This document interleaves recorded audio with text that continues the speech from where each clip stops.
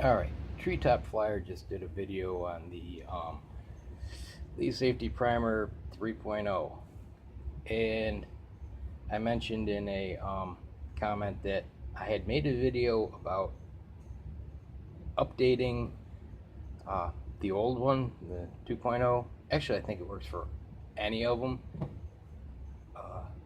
Lee mentions up to the 2017 safety primer uses the old springs, and you can update them. They're a buck a spring. There's two springs, and I don't know if everyone knows, but on Lee replacement parts, the first one's free. So you can get two sets of springs for $2 plus shipping, so about $5. A new set of safety primers are $30. Whether that's worth it, it's up to you. Now I was having those same problems with the, you click it and it would hang and not dispense. And I contacted Lee and they sent me a new one. And when I pulled it apart recently, I found out it had the updated springs. So that was last year. I don't remember what time, so they must have just changed everything. And I recently bought a couple sets of the updates, the upgraded springs, for my other primers. So here's what the old ones look like. It's just a little piece of spring steel.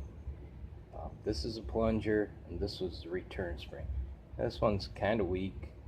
You have to update both. They're $1 a piece, which is expensive for what they are, but overall, it's pretty cheap. What happens is you use it, when you push it forward, this spreads apart, and it kind of gets out of shape. I mean, you can push it back together, and it'll last for a while, but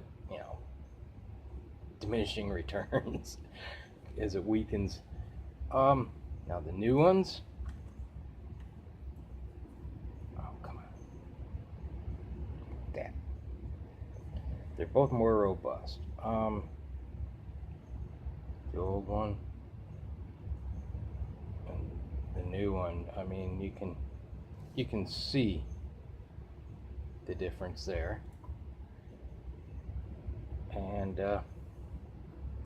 there you can see the new one.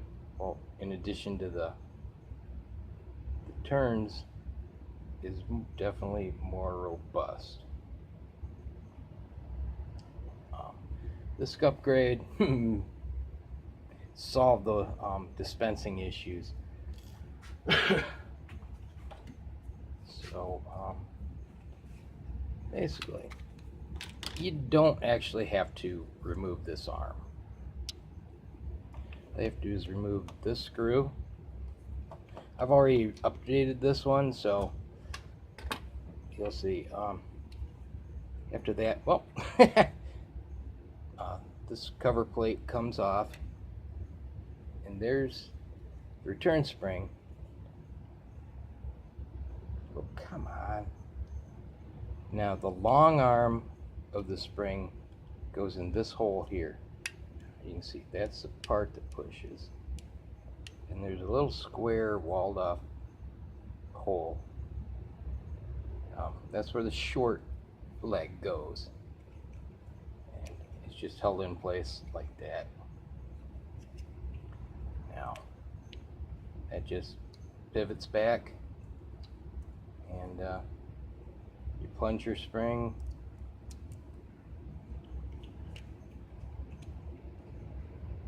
goes in there. This one's a little trickier to get in, but it's not all that bad. No. Now this rides in it.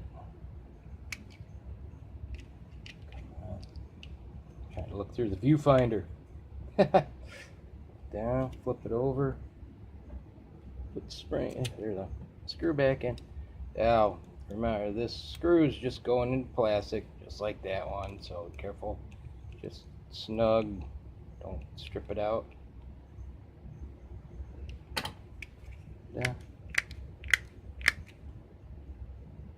life just got better. So, it's an alternative. It's a cheaper alternative than updating the whole thing. It'll get you by if you're thinking about it, or it might just get you by. It's good enough. Unfortunately, it doesn't solve the problem of this being crappy, but I'm sure there's a way to make it. Funny thing, you notice they put these ribs in here. They could have just put a little metal clip or something to hold it together. Now there's an idea. That would have solved all the problems. Just a little clip.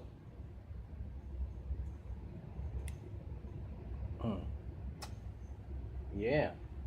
Wonder if something like that might work.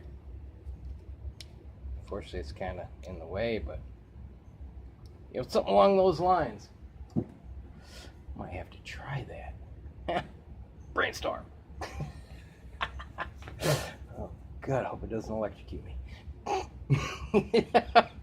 All right, well, figured I'd share that since, you know, I had made the video, but it just wasn't worth, you know, putting up. And then things happened, and I kind of forgot about it, and here we are again. So, all right, hope that helps someone. I learned about these springs in the video description of an older video. I have to put all this in the description, and hope it helps someone. All right, next time. God bless. See you.